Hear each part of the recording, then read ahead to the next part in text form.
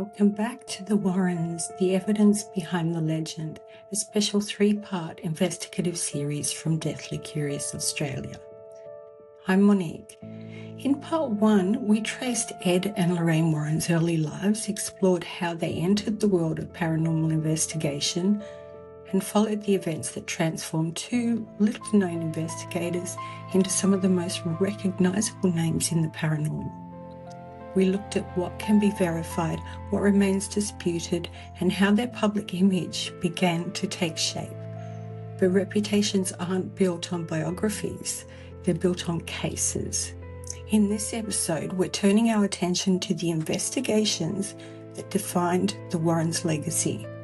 Some became international headlines, others inspired best-selling books and Hollywood films, and several remain among the most debated paranormal cases ever documented. As always, throughout this series, we'll separate verified history from witness testimony, contemporary reporting from later retellings, and evidence from interpretation wherever possible. Because the question hasn't changed. What does the evidence tell us? So, let's begin. When I started researching Annabelle, I thought I already knew the story. I mean, who doesn't?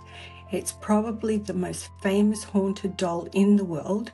It's inspired blockbuster films, documentaries, books, television series, and even people travelling across the world just to catch a glimpse of the real doll behind the glass case. So I'll admit it, I expected this chapter to be fairly straightforward. Instead, I found myself chasing changing witness names, an unidentified medium, two clergymen I'd never heard of before, and a little girl called Annabelle Higgins, who despite days of searching, can't confidently be placed in historical record. And that's when I realised this chapter isn't about a doll. It's about how a local story became one of the biggest paranormal legends ever told. So, for this investigation, I made myself one promise. Forget the movies, forget what I thought I knew. Let's go back to the beginning and see where the evidence actually takes us. The commonly accepted timeline places the events around 1968, although some accounts vary slightly.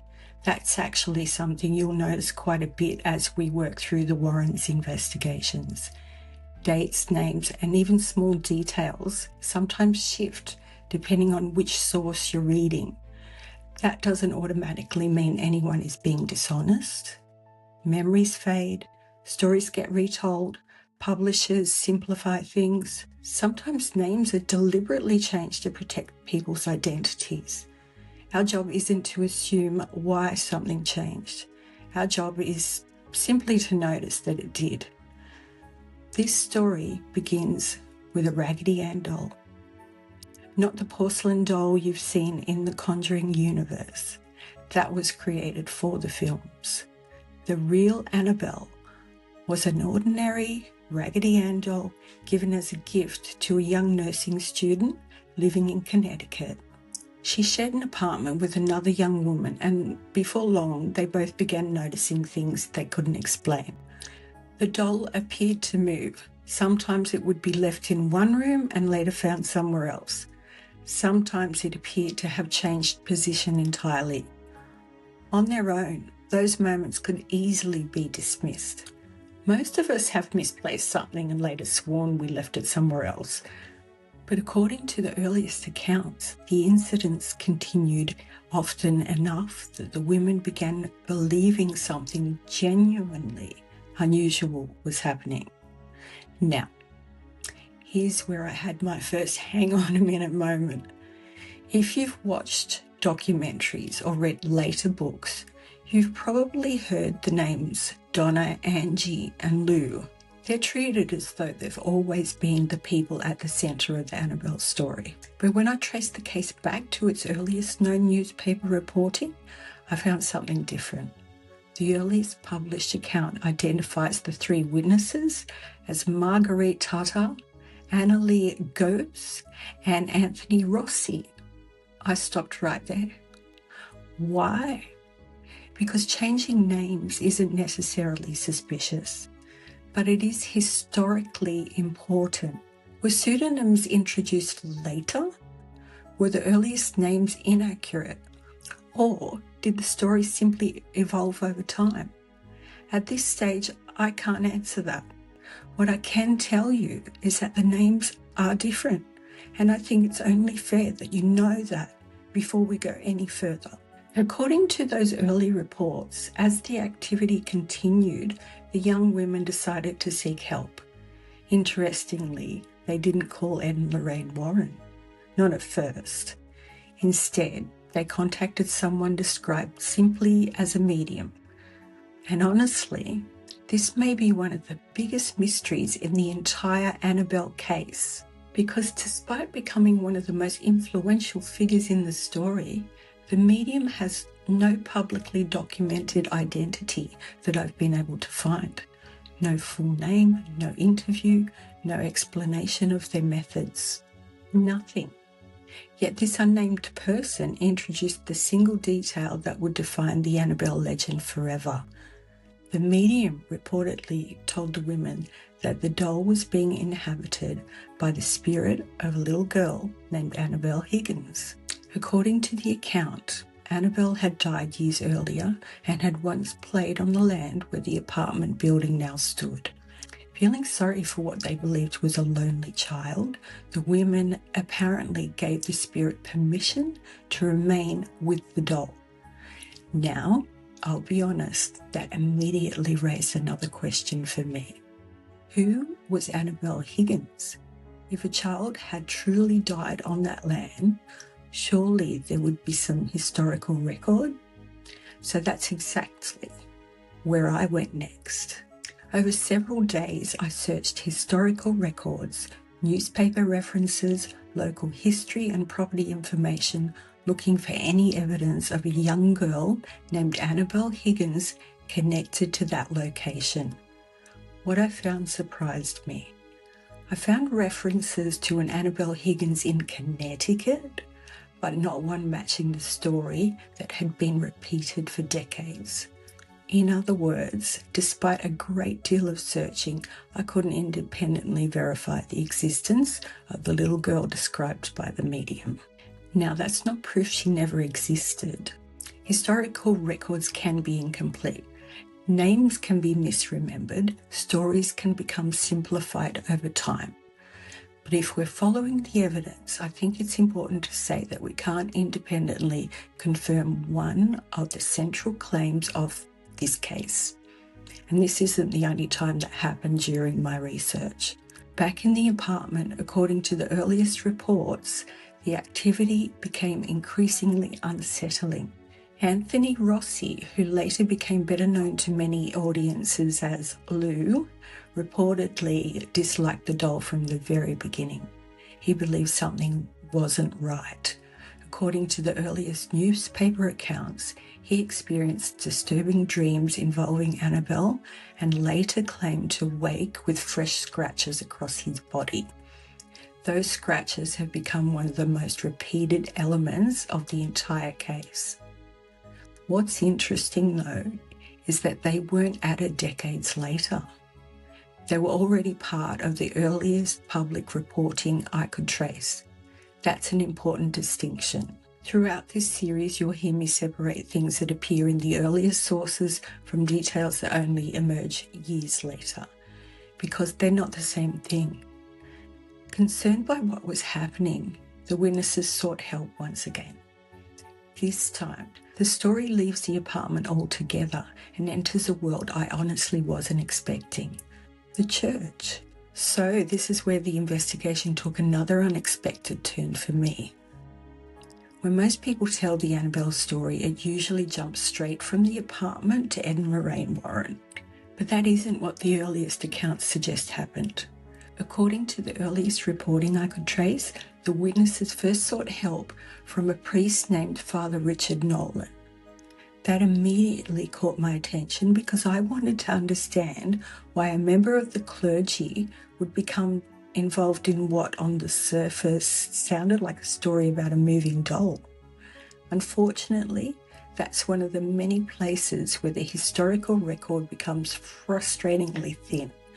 I was able to confirm that Father Richard Nolan was a real person, and I was able to confirm the existence of Canon Clinton Robert Jones Jr., a senior clergyman who, according to the earliest account, became involved after Father Nolan. What I couldn't find were personal writings, interviews, or church records explaining what either man actually thought about the case. And that's important, because we often hear that the church became involved, but very rarely do we stop and ask what the clergy themselves recorded. In this case, the answer appears to be not much that has survived publicly. According to the earliest newspaper account, Canon Jones referred the matter to Ed and Lorraine Warren. Now that raises another question. Why them? By the late 1960s, Ed and Lorraine had already spent years investigating reports of hauntings across New England. They weren't yet international celebrities, but they had developed a growing reputation. As I've mentioned in the previous episode, Ed had an unusual way of introducing himself to families. He'd sketch or paint houses that had reportedly experienced unusual activity, arrive with the artwork as a gift, and in many cases, that simple gesture opened the front door to a conversation. Lorraine described herself as clairvoyant and believed she could perceive spiritual realities that other people couldn't. Together, they had founded the New England Society for Psychic Research, and little by little, their network had begun to grow. One of the things that surprised me during this documentary was discovering that the Warrens didn't simply sit by the phone waiting for cases. In their early years, Ed actively searched newspapers and paranormal magazines, looking for reports of unusual events before travelling to investigate them. Annabelle, however, appears different. This wasn't a case they found. It appears to have been a case that found them. That may not sound significant, but I think it tells us something about where the Warrens were in their career at that point. They were beginning to receive referrals. When Ed and Lorraine examined the situation, they reached a conclusion that would become one of the defining moments of their careers. According to the Warrens, the spirit was not a little girl named Annabelle Higgins at all. Instead, they believed something else was happening. They argued that no human spirit had attached itself to the doll. Rather, they believed an inhuman entity had deliberately presented itself as a child in order to gain the witness's sympathy and permission to remain. From the Warrens' perspective, that distinction was critical. They believed the story of Annabelle Higgins was a deception, a trap.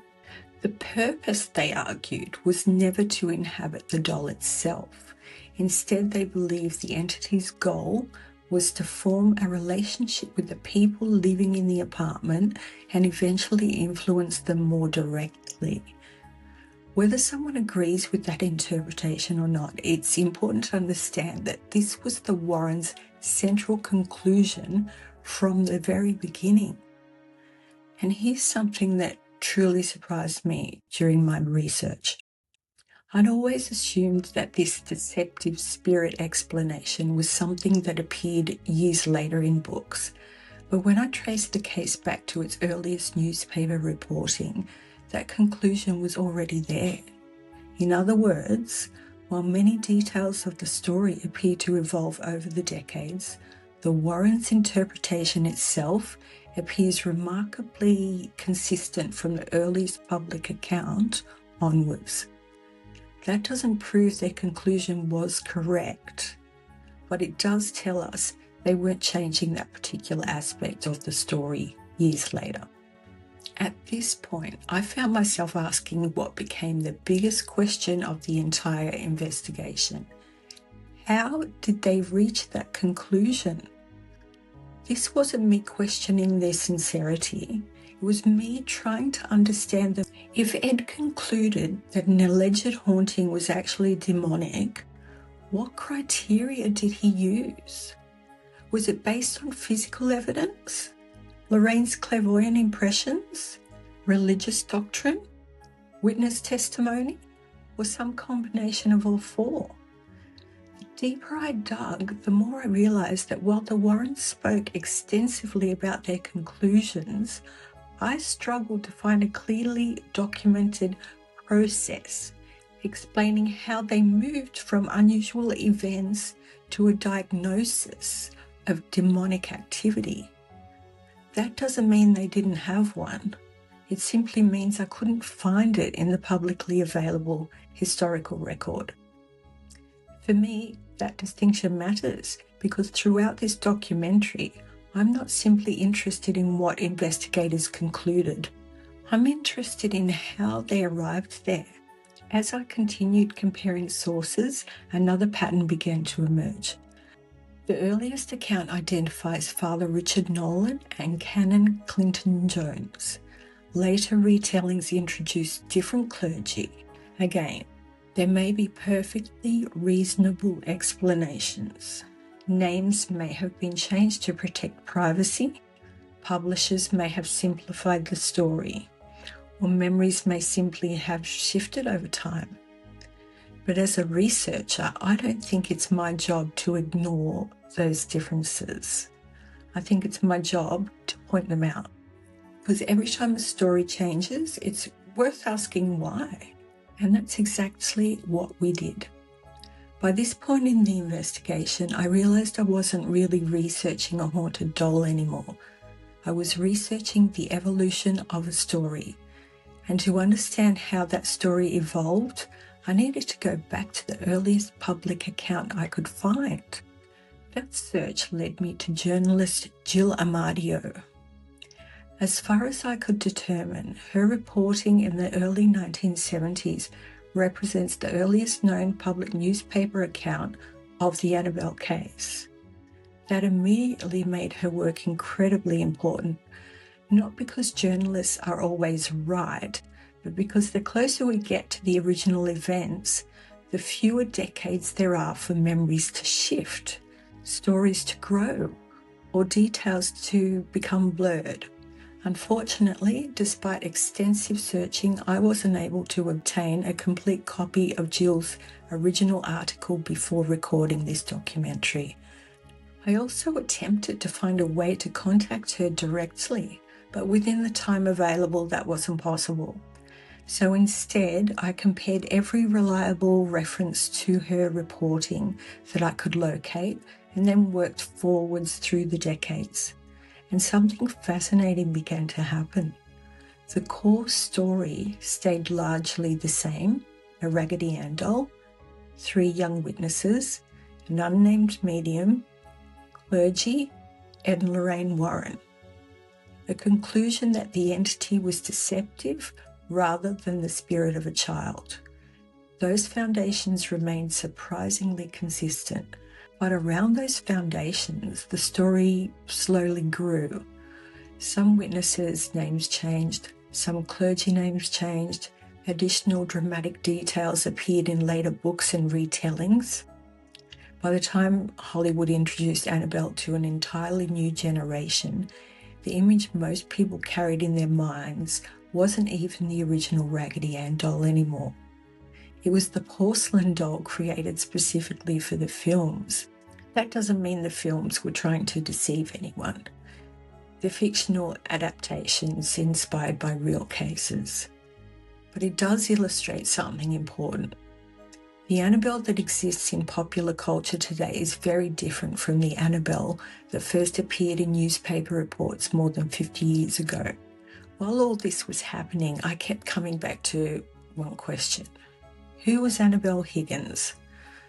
I genuinely thought I'd find an answer. Instead, after searching historical records, newspaper archives, and local history, I found no independent evidence confirming the widely repeated story of a young girl named Annabelle Higgins, who matched the account given by the unnamed medium. Could records have been lost? Absolutely. Could the name have been remembered incorrectly? That's also possible. Could the medium have been mistaken? That's another possibility. At this stage, I simply don't know. And I think it's important to be comfortable saying those 3 words. I don't know. Because this documentary isn't about forcing certainty where certainty doesn't exist. It's about following the evidence as honestly as we can. The deeper I investigated, the more another question emerged. Not about Annabelle, about Ed Warren. Throughout his career, Ed and Lorraine investigated thousands of reported hauntings. Some they described as residual hauntings. Some they believed involved human spirits. Others they classified as demonic. So naturally I wanted to know, how did Ed make that distinction? What mythology did he use? What specific evidence elevated a case from unusual to demonic? I searched for a clear framework. I looked for published criteria, a checklist, a documented process, something another investigator could independently apply. What I found instead were descriptions of Ed drawing on witness testimony, Lorraine's claimed clairvoyant impressions, religious belief, and his own experience as a self-described demonologist. What I didn't find was a transparent mythology explaining exactly how one conclusion led to another. That doesn't mean such a process never existed, only that I couldn't locate it in the publicly available historical record. For me, that's one of the most important unanswered questions surrounding not just Annabelle, but many of the Warrens' investigations. Because before we can evaluate a conclusion, we first need to understand how that conclusion was reached. So, after days of research, where does that leave us? Here's my assessment. There is strong historical support that a Raggedy Ann doll became associated with a reported haunting involving 3 young people in Connecticut. There is good evidence that Ed and Lorraine Warren investigated that case. There's early reporting showing that the clergy became involved before the Warrens entered the story. There is also good evidence that the Warrens sincerely concluded the entity was not the spirit of a little girl, but something deceptive presenting itself as one. Where the historical record becomes less certain is in the details surrounding Annabelle Higgins herself, the identity and mythology of the unnamed medium, the changing witness and clergy names in later retellings, and the investigative process used to reach a diagnosis of demonic activity. Those questions remain open, and I think they deserve to remain open until better evidence emerges. Because if this investigation has taught me anything, it's that asking good questions is every bit as important as finding answers. Annabelle may be one of the most famous paranormal cases in history, but beneath the legend is a much more interesting story. A story about witnesses, journalists, clergy, investigators, changing narratives, and the challenge of separating historical record from cultural memory. For me, that's where the real mystery now lives, not inside a doll, but inside the story we've been telling about it for more than half a century. And as we leave Annabelle behind, one thing has become very clear. This investigation hasn't made me less curious. It's made me ask better questions. And as you'll discover, Annabelle was only the beginning. If I asked you to name one of the most famous haunted house stories in the world, there's a good chance you'd think of The Conjuring. Most people know the basic story. A family moves into an old farmhouse in Rhode Island. Strange things begin happening, and eventually Ed and Lorraine Warren arrive to investigate what would become one of the best-known paranormal cases in modern history. That's certainly the version most of us have come to know. But after spending days working through the historical records, the witness accounts, and the investigation itself, I realized that story only tells part of what happened. Before the Warrens ever arrived, another investigation was already taking place. Before the name Bathsheba became linked to the house, Carolyn Perron had already begun researching the property's history herself. And before this farmhouse became part of one of the biggest horror franchises ever made, it was simply a family home where 5 children were growing up. So, I don't want to investigate The Conjuring. I want to investigate the real case that inspired it.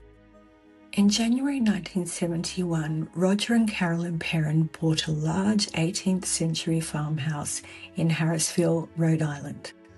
It wasn't advertised as haunted, and there doesn't appear to be any evidence that they purchased it because of its history. Like so many families, they were simply looking for somewhere they could build a life together. Roger and Carolyn moved in with their 5 daughters, Andrea, Nancy, Christine, Cindy, and the youngest, April. At the time, none of them could have imagined that people would still be talking about their home more than 50 years later. As I worked through this case, I kept reminding myself of something that's become really important throughout this documentary. There are several parts to every famous paranormal story. There's the documented history of a place, there's what the witnesses say they experienced, and then there are the conclusions that people reach afterwards. Those things often become intertwined over time, but they aren't necessarily the same. So throughout this investigation, I'm going to keep separating them whenever I can. So, pause for a moment. I'll be honest, when I first started researching the Perron case, I thought I already knew how the story unfolded. I'd seen The Conjuring, I'd heard interviews over the years, and I assumed the Warrens were there from the beginning. They weren't. Finding that out completely changed the direction of my research. Instead of asking what the Warrens found, I suddenly found myself asking what had already happened before they ever stepped through the front door. That one question ended up leading me somewhere I wasn't expecting. Before we talk about reported paranormal activity, I think it's worth spending a little time on the house itself. The farmhouse dates back to the 18th century and remained in the hands of several families over almost 200 years. Like many homes of that age, its history includes illness, accidents, deaths, and personal tragedies. None of that is unusual for a property that's existed for that long. What interested me was something else. One of the claims you see repeated over and over is that this farmhouse had always been known as one of America's most haunted homes. Naturally, that was one of the first things I wanted to check. I went looking for evidence that the house already had that reputation before the Perrons arrived. I searched for newspaper reports, accounts from previous owners, and anything else that suggested people were talking about the farmhouse long before 1971. What I found was much more restrained than I expected. There were documented historical events connected to the property, and some of them are undeniably tragic, but I found surprisingly little evidence that the farmhouse carried the sort of legendary haunted reputation that it's often given today. That doesn't tell us whether the Perrons experienced something unusual. It simply reminds us that history and legend aren't always the same thing. And as you'll hear throughout this investigation, separating those two things turns out to be incredibly important. Like so many famous haunting cases, the first reports weren't dramatic. There wasn't a single terrifying night that changed everything. Instead, the family described a series of smaller experiences that gradually became impossible for them to ignore. According to the Perrons, they began noticing doors opening and closing on their own, strange sounds in different parts of the house, objects appearing to move, and an increasing feeling that they weren't alone. Some family members reported seeing figures inside the farmhouse. Others described hearing voices. Several spoke about feeling watched. One detail that stood out to me was that not everyone experienced the same things. The sisters didn't all describe identical events. and they didn't all react in the same way. Some were frightened, while others appeared to adapt to living with whatever they believed was happening around them. That's exactly what I'd expect if I were interviewing 5 different people about the same period of their lives.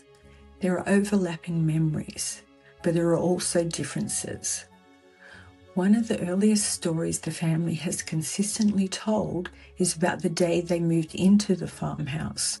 Andrea has described seeing a man standing inside the house while they were carrying in their furniture.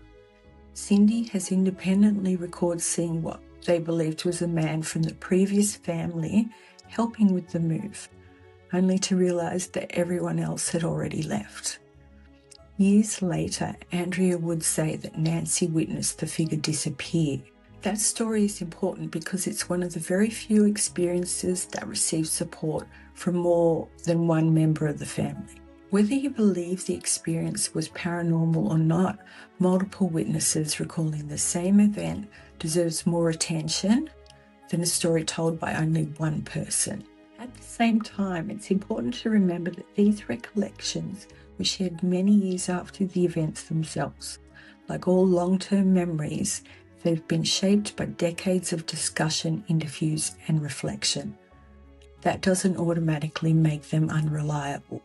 It simply means we should treat them as witness testimony rather than established historical fact. And throughout this investigation, that's exactly how we're approaching every reported experience.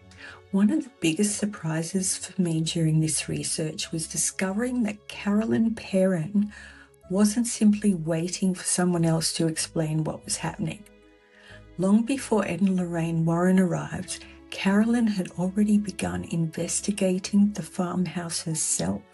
The more unusual experiences the family reported, the more determined she became to understand whether the answers might lie in the history of the property. She visited local libraries and archives. She spoke with local historians.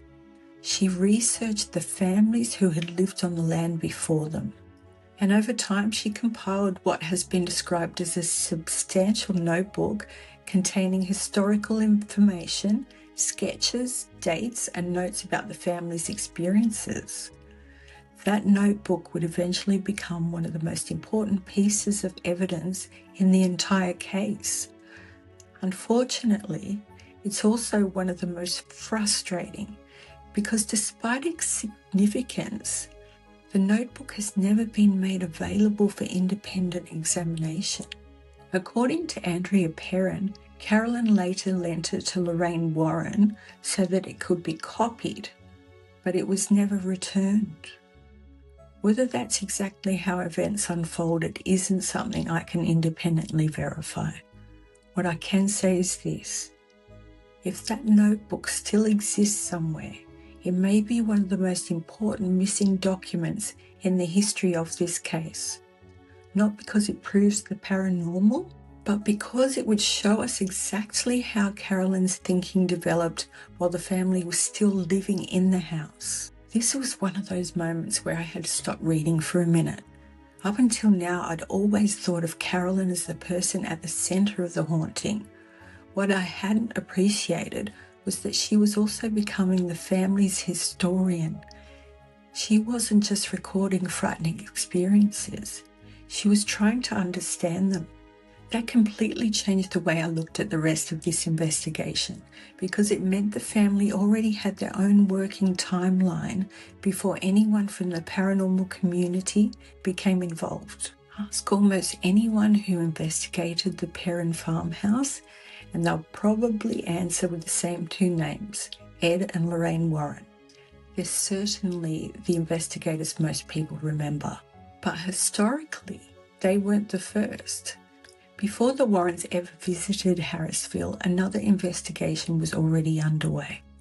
A college-based paranormal research group known as the Parapsychology Investigation and Research Organization, or PIRO, had been invited to the farmhouse after the family sought help. The group was based through Rhode Island College and included investigators such as Keith Johnson, Carl Johnson, and director Donna Eisenstadt. That immediately caught my attention because I'd never heard Perron mentioned in most documentaries about this case. Yet the more I dug, the more their role became impossible to ignore. According to both Carl Johnson and Andrea Perron, Perron investigated the farmhouse on several occasions before the Warrens were ever contacted. That changes the timeline considerably. Instead of the Perrons calling the Warrens as soon as things became frightening, the evidence suggests something very different happened. The Perrons first documented their own experiences. Carolyn researched the property's history. Perron investigated, and only after that did the Warrens become involved. That sequence is supported by multiple later accounts, even though Hollywood understandably simplified it for the film. This became one of the biggest questions I wanted answered.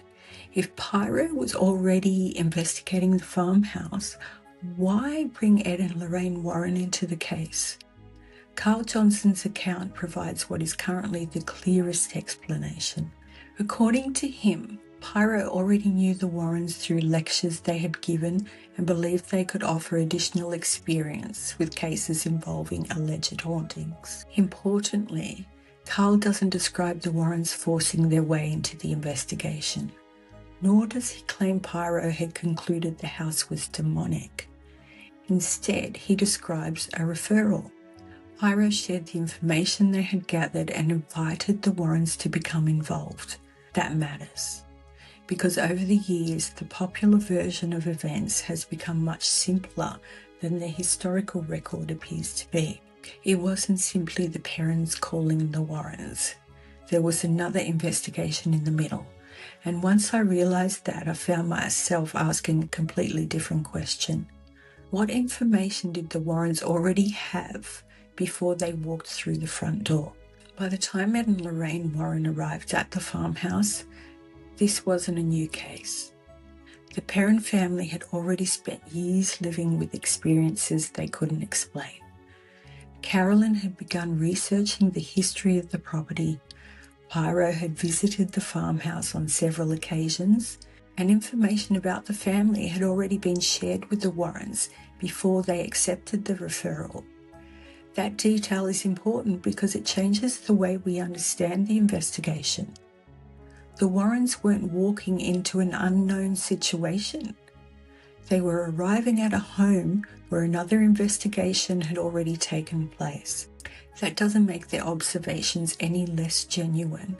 It simply provides important context. As investigators, they already knew something about the family before they met them. Exactly how much they knew is impossible to establish with certainty today. What we can say is that they weren't arriving without any background information. One of the most well-known parts of this case is Lorraine Warren's description of what she believes she sensed inside the farmhouse. Over the years, Andrea Perron has recalled Lorraine entering the kitchen, pausing near the stove, and telling Carolyn that she believed a powerful and malevolent presence occupied the house. In more recent interviews, Andrea has remembered Lorraine identifying that presence as Bathsheba almost immediately. It's a dramatic moment. But as I continued comparing different versions of the story, I noticed something that made me stop. Earlier accounts appear to suggest that Carolyn had already spent considerable time researching the property's history and had compiled her findings into that notebook before the Warrens became involved. According to Andrea's own writing, Carolyn later shared that notebook with Lorraine. That raises an interesting historical question. Did Lorraine identify Bathsheba independently before seeing Carolyn's research? Or did Carolyn's historical investigation form part of the information available during the Warrens' assessment? The surviving public record doesn't allow us to answer that question with confidence. What it does tell us is that the sequence isn't as straightforward as it's sometimes presented.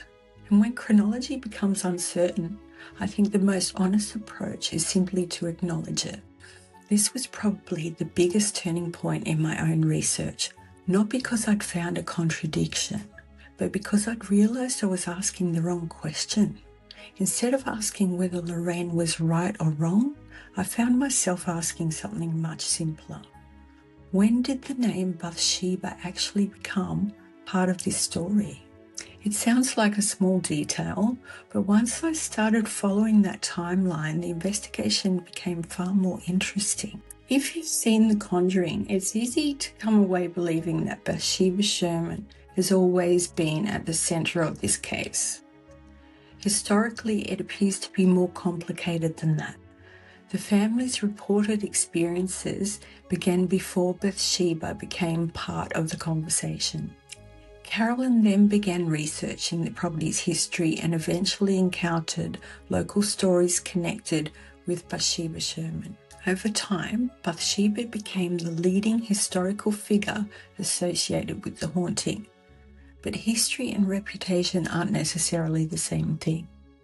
When I looked into Bathsheba herself, I found something quite different from the popular story. There is historical evidence that Bathsheba Sherman lived in the area. There is evidence she endured personal tragedy during her life.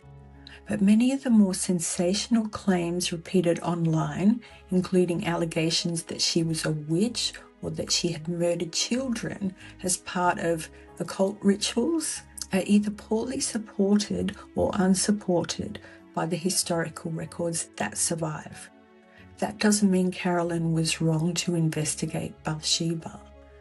If local historians shared those stories with her, it's understandable why she considered the possibility. It simply means that the historical evidence for Bathsheba herself is much weaker than many people realise. Perhaps the most interesting part of all of this is that Andrea Perron has since said she no longer believes Bathsheba was the entity responsible for the experiences that affected her mother. Instead, she now believes another historical woman connected with the property may have been misidentified over the years. Whether listeners agree with that interpretation or not, it's an important reminder that even within the Perron family, ideas about what happened have continued to evolve. One question kept coming back to me throughout this investigation.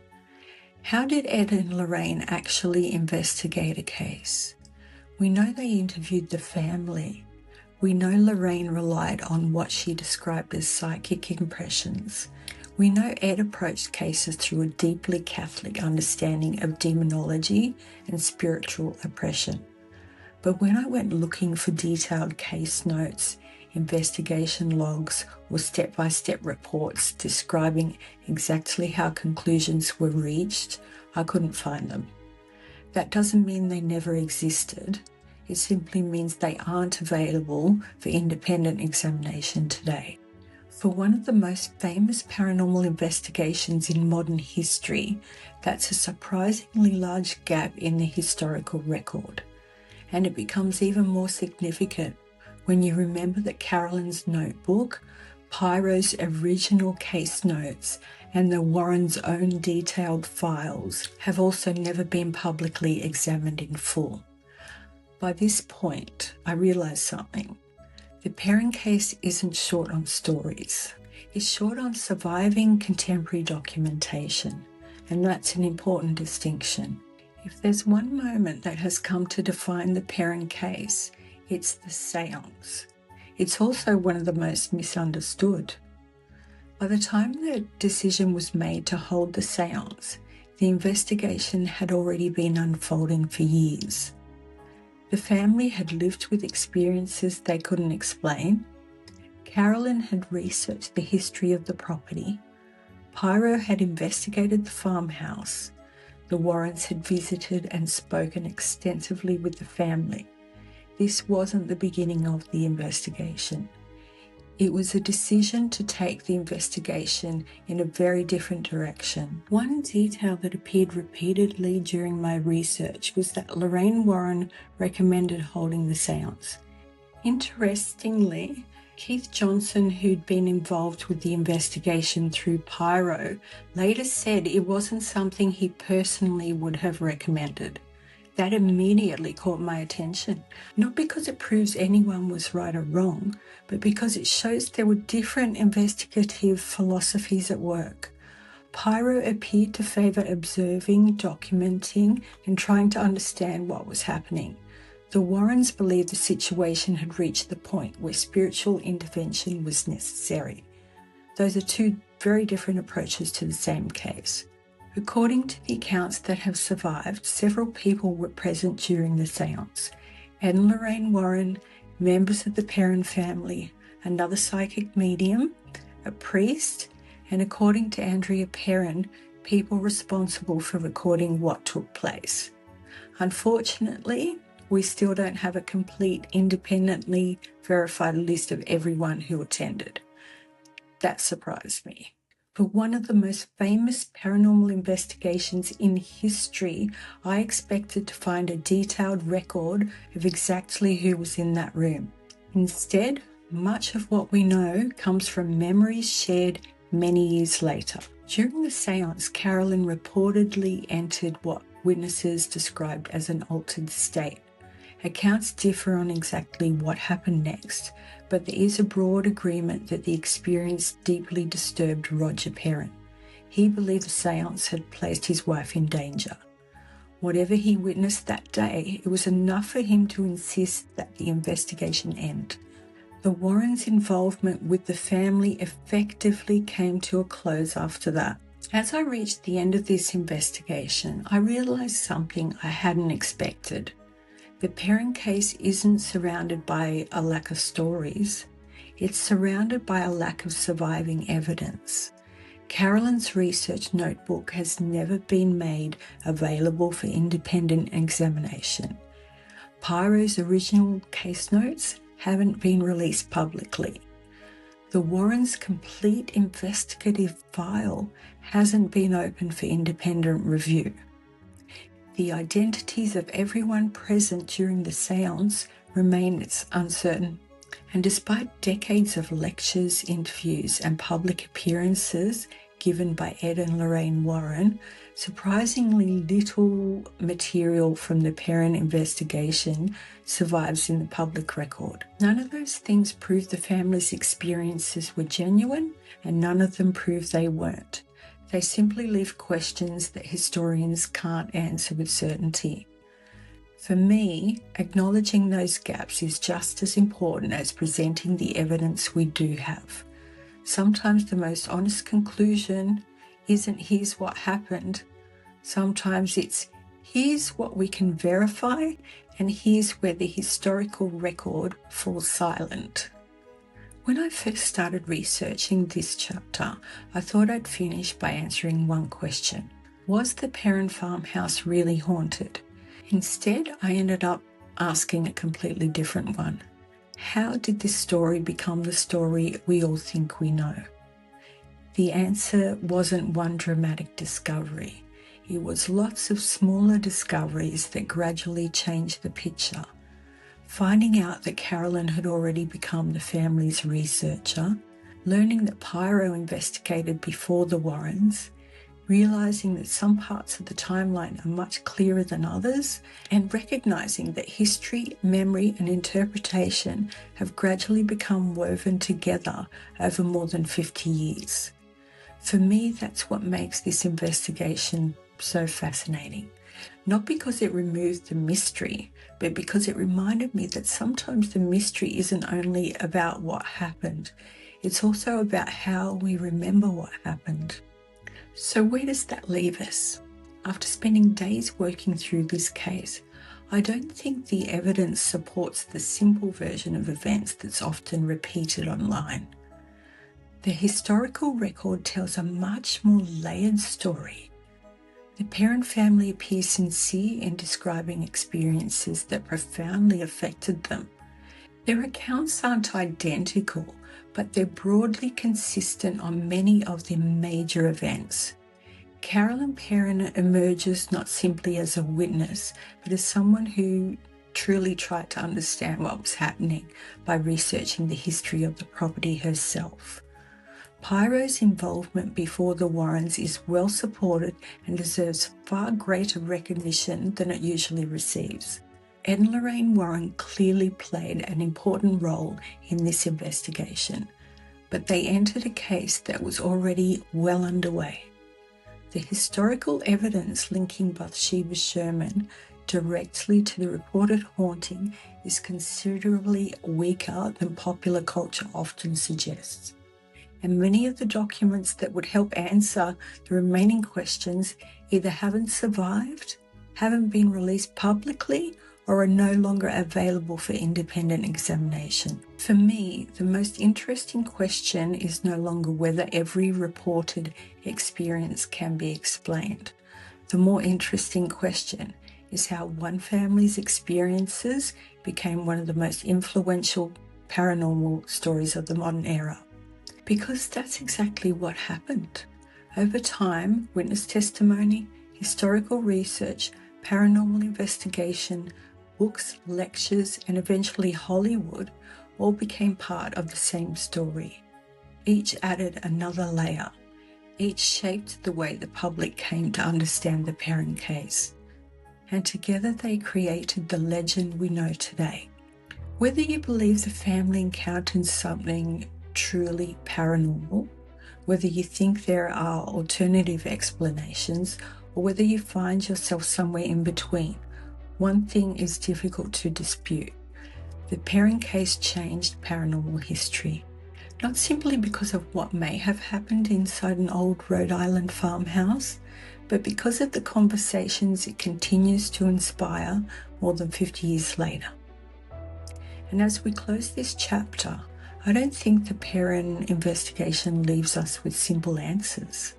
It leaves us with something far more valuable, a clearer understanding of how this case unfolded, who was involved, what can be supported by the historical record, and where the evidence begins to fade into interpretation. For me, one discovery stands above the rest. The story didn't begin with Ed and Lorraine Warren. It began with the family trying to make sense of experiences they couldn't explain. A mother determined to investigate her own home, and a group of largely forgotten investigators whose work is often left out of the retelling. Only then did the Warrens become part of the story. As we've seen throughout this investigation, the Perron case is far more layered than popular culture often suggests. And in many ways, that's becoming one of the defining themes of this documentary. The deeper we dig, the more we discover that the history behind these famous cases is often far more complex than the legend that eventually grows around them. But the Perron family were only the beginning. By the time the Warrens left the farmhouse in Harrisville, their reputation was continuing to grow. The investigations that followed would bring them worldwide attention, intense criticism, and a place in paranormal history that still sparks debate today. If there's one thing this investigation has taught me, it's that every famous Warren case is more complicated than the version most of us think we know. The deeper I dig, the more I find myself asking different questions. Not, did this happen? But how did investigators reach that conclusion? That's the question I'm taking into the next case. Because if we're going to understand the Warrens, we can't judge them on one investigation alone. We have to keep following the evidence one case at a time. I'll see you in the next chapter.